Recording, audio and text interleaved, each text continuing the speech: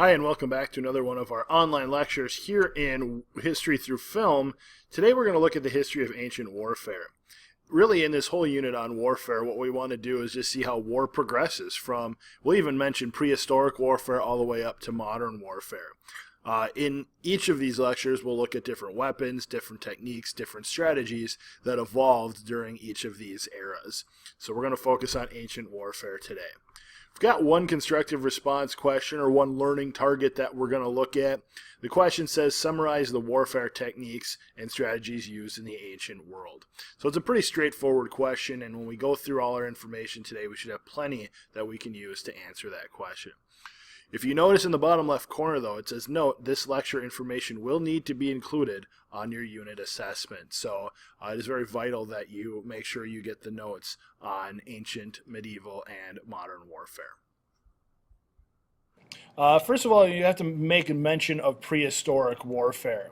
So the origins of prehistoric warfare really come from a really unorganized type of fighting. You didn't really have infantry. You really didn't have commanders with a different hierarchy. Basically, you armed a bunch of people with weapons and you threw them in battle.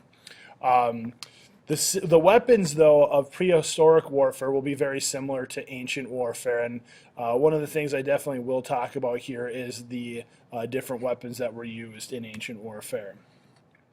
In prehistoric warfare, the main thing people fought over was competition for basic resources. That might be access to hunting grounds, it might be the animals themselves, it might be agriculture, it might be a water supply. People didn't really have any political motivation to fight other than just fighting a different tribe, because if they didn't get the resources that the other tribe had, they might die. So it was competition for basic resources. It became a raid or starve sort of mentality. We got to take this stuff by force, otherwise we will starve and die.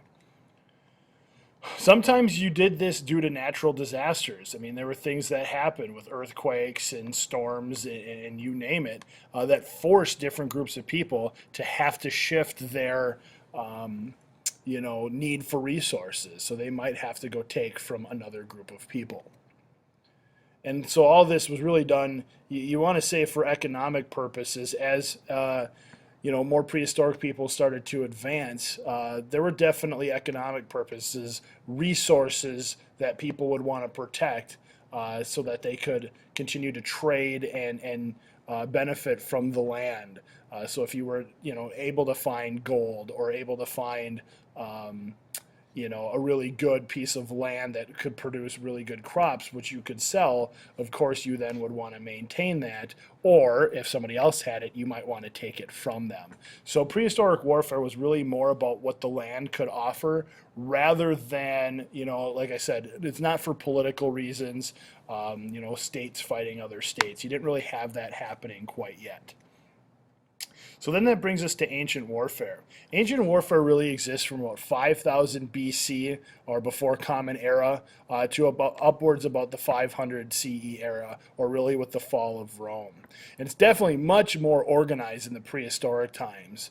You definitely have a hierarchy going on within your armies. So you have full-time elites, people who were military men for life, who trained and fought and really devoted themselves to warfare. You had military commanders who knew strategy and who fought and were willing to command troops and move them into battle and use their knowledge of warfare to try to outmaneuver the enemy.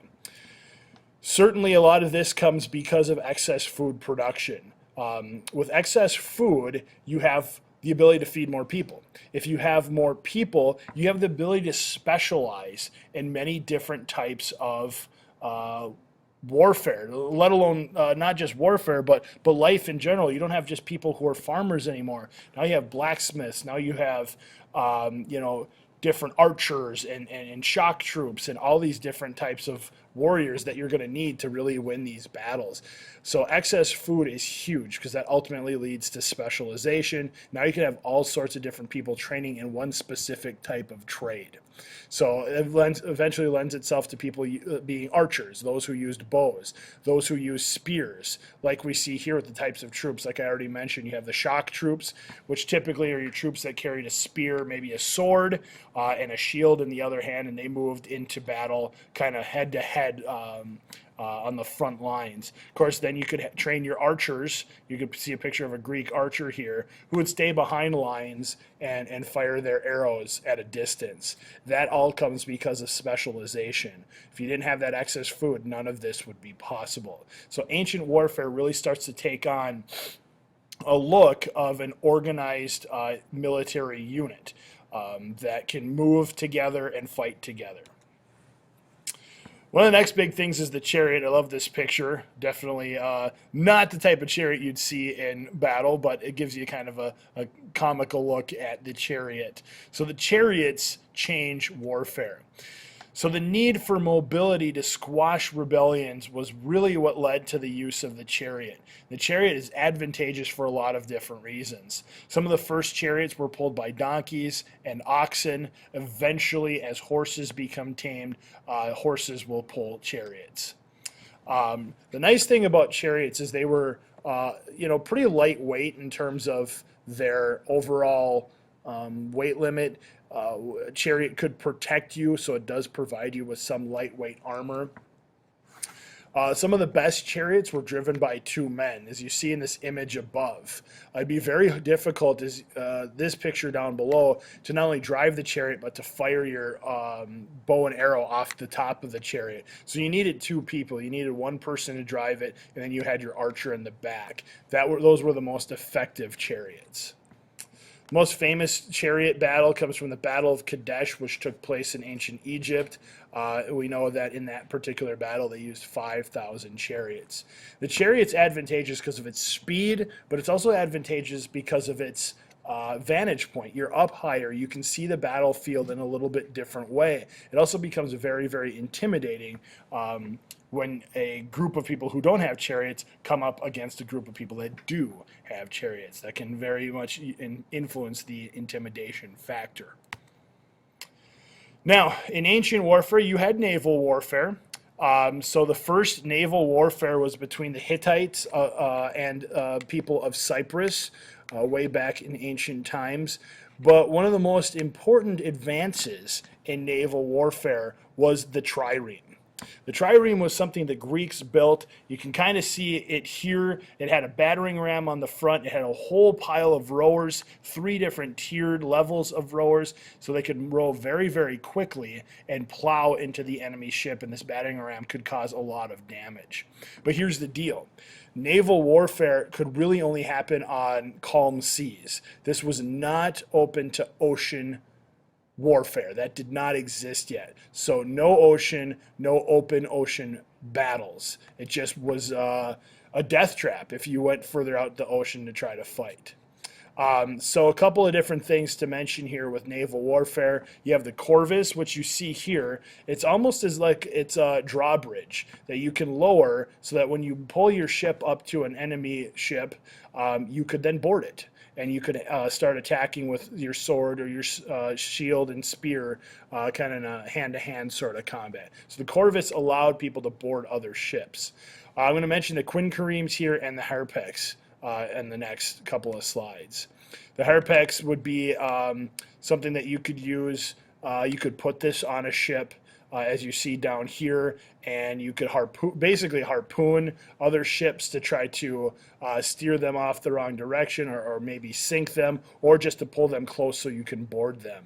So in a lot of ways you would shoot this ballistic device with maybe a hook on the end, and then you could pull your ship alongside of it to make sure that you could board it. So here you can see a modern recreation of it, and this would have been what it looks like in battle.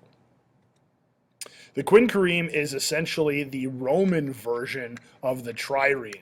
So you can see very similar. You've got the battering ram here. You've got all the different rowers. They were a little bit bigger, so you could carry more soldiers on it. A little bit different design, but ultimately it's the Roman version of the trireme. So very effective in naval warfare. Tactics. Got a lot of different tactics, and we're going to talk about some of the purposes of this and some of the strategies to go along with it. So your purposes of this, of course, is you want to make money. A lot of times people fought one another to take their resources, to take what they needed in order to profit from it. One of the other things that we see come out of this is the increase in military officer positions. So that is definitely a big advance here in ancient warfare. But another, I would say, probably the most important purpose of ancient warfare from a lot of different perspectives is simply to expand your territory, to take more land. And you usually did that because there was some type of resource there that you wanted to secure. A lot of times those egos, some officers just said, hey, I'm going to take more land because the bigger empire I have, the more powerful I'll look. But in the end, sometimes it was about those resources as well. Of course, the strategy in any tactic that you use, the strategy is to convince the enemy to surrender. And I kind of say, duh, I mean, that's what you want to do. But a lot of people think in warfare, the objective is to kill the enemy. And that's not the case. You want them to surrender. You want them to give up so you can take from them whatever it is you're trying to take. Now, there's many different reasons you may surrender. So certainly total destruction on the battlefield. If you don't surrender, you're going to lose everything. You lose your soldiers, you lose your fort, you lose your weapons. Sometimes if you surrender, you're able to keep some of those things. One of the reasons that people did surrender, they had the threat of siege warfare, which is a very, very difficult warfare. You use siege towers, battering rams. The Mongols were really, really good at this. So you could certainly be putting yourself up for a very difficult fight if you choose not, or if you choose to fight the type of siege warfare the Mongols used. Certainly, if you don't surrender, civilian death toll could be very high. One of the other tactics that enemies use was burning fields, so they might try to burn your food supply if you don't surrender, ultimately forcing you maybe to surrender so you can save your food supply. Another thing that enemies often did was waiting the enemy out. Harvest seasons called troops back. So sometimes troops would be out fighting and they would have to go home because they were soldiers by day, but sometimes they were farmers by trade as well, and they needed to go back and actually collect the food for the rest of the people to eat. Well, sometimes you would have to wait them out. If you waited them out, those soldiers would go home, and now your enemy is depleted, and they have to surrender because they don't have enough soldiers to fight anymore. Sometimes you surrender because you run out of funds, and you have to either pay mercenaries or you just don't have enough money to pay mercenaries. And mercenaries are foreign soldiers. So there's lots of different tactics or different reasons here to surrender. Weapons, got a lot of different weapons here. We have this, obviously you have a spear, you have the atlatl. The atlatl is almost like kind of like a hand thrown spear or arrow, as you can see in this diagram. Javelins were big. Javelins were kind of like big spears that you could throw. You have the battering ram here, the falx. My arrows are not going in order here. Sorry about that. Let me go back. Let's go back. The falx is sort of like a curved spear, which certainly helped you with the aerodynamics of it. Basically just made it a tougher sword. Of course, you would use swords, spears, clubs, slings like you see down here. Pole arms were very similar to spears. Catapults were used in the ancient world, siege towers as you saw, and of course the bow and arrow as well. So lots of different weapons that not only lasted in the ancient era, but would certainly make their way into the medieval warfare era. But very few of these are used in modern warfare anymore. With the invention of gunpowder, most of these are rendered useless. Some of them still exist, but if you can bring a gun to a knife fight, you're almost always going to win. The gun just has that much more capability to kill than a knife at close range. Sorry again about the arrows. There's lots of different famous battles We're not going to look at these, but some of these from the Greeks. You have Battle of Thermopylae, Marathon, Salamis, and Plataea. You'll learn about those in world history if you're not if you haven't taken that class yet. A couple of these from Rome. Red Cliff is from China. Um, the Romans fighting the Carthaginians near Carthage at Zama. So lots of different famous battles, but we're not going to focus on those. I'm just mentioning them here as famous battles from the ancient world. That's just not something we wanted to build this course around, so I'm just mentioning them here by name rather than by detail.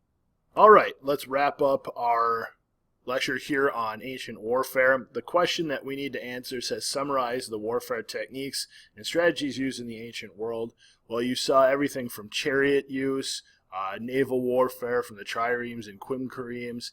You saw the different tactics. You saw the different weapons. So we've got a lot of different things that we can use to summarize that question. Of course, ultimately, all of this information will be needed on your warfare assessment, so make sure you've got good notes here on ancient warfare. So that's going to do it for us here. Next time around, we'll be looking at medieval warfare. Hope you learned something. We'll see you next time.